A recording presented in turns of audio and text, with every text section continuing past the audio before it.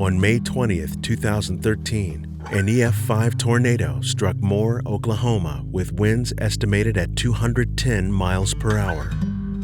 More than 1,100 homes were destroyed or damaged. 377 people were injured.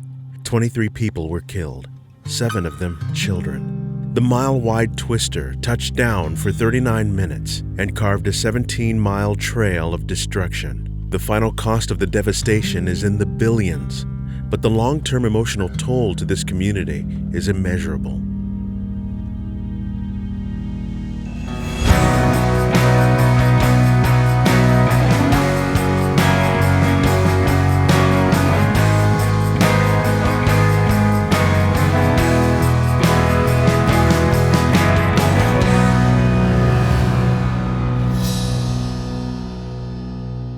Moore, Oklahoma has seen its share of tragedy from tornadoes. In 1999, the Bridge Creek Moore tornado was the most powerful cyclone ever recorded and left this area with lasting scars. Now, once again, Moore finds itself with yet another devastating wound to heal from. When the May 20th tornado hit, I immediately got on the phone to our Adjutant General, Miles Deering, and told him that we needed to call up the National Guard and to be on the ground immediately. And of course, he was on the ground immediately with all of our soldiers and our National Guard members. We started getting things moving prior to even getting a call. Seeing the approaching storm and what was potentially going to occur, we began movement to put everything in place if we were to be called to launch the Guard to aid the community wherever it was, because at that point in time we didn't know where the tornado was going to hit.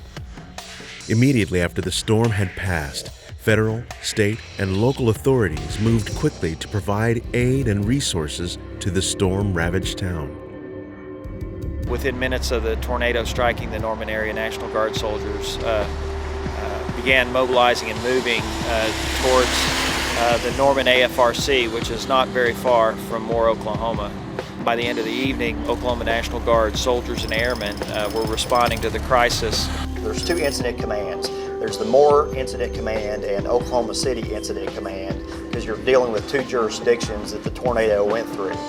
Right around 230 personnel put on state active duty. That includes the personnel that are on the ground at the incident site. That includes the personnel that have been resourced to do other state active duty missions that have been requested by the Office of Emergency Management. Yeah, just check the car. It's the other side of the car. Everybody wants to get out here and help. There's that's just part of being a soldier. It's something that you have instilled in you, and you want to get out here and you want to help people. I mean, it's awful, but I'm more than glad to do my part, and ready to stay out here as long as they need me.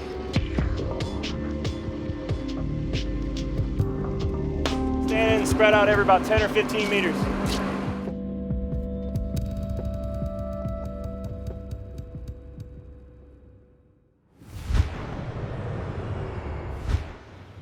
Many Oklahoma National Guard soldiers were directly affected by the tornado. One of the survivors is Sergeant Darren Jones of the 45th Infantry Brigade. This was our house. This was our garage. There was a big tree right there. It's gone. Kind of suspect that's what took out the garage. A Moore resident, Sergeant Jones and his wife were at home and narrowly escaped with their lives before the tornado completely demolished their house. Before the storm hit, she was in here in the bathtub reading a book, and the bathtub's gone, so I'm glad she finally quit arguing with me and listened. You start seeing faces pop up all over the place, and you're like, well, this guy's from Miami, Oklahoma, but he's down here in Moore. And you got guys from down in Lawton coming up, the guys from southeast Oklahoma, and they're all just coming in. And I had a bunch of my guys from Afghanistan, my squad from Afghanistan, they all came up and helped me pillage through all of this, trying to find what we could. I actually had to start telling some of them no and be like, well, we got soldiers over here that lost their house, we need to get help to them. This storm destroyed homes and businesses, but didn't erode the resilience of this heartland community. They know that in their time of need, they will always be able to count on the homeland heroes of their Oklahoma National Guard. these are people we know. You know, there's people in the unit that have been affected by this, you know, personally. So it's satisfying to be out here helping, you know, our fellow neighbors. This is what it's about. I'm from this town, and for me to be able to help volunteer and serve with my fellow Americans is just, it's monumental, it's epic, it's what really matters. And this is what being an American and National Guardsman is all about. The soldiers' willingness and the airmen's willingness to be there when something like this happens is just an inspiration to me. Even when our own families are affected, but we're still there, still ready, still stepping up, and sometimes you have to tell those soldiers, airmen, go home and take care of your families. But they want to be there because they want to be part of that community, and that's very, very important, especially in the National Guard.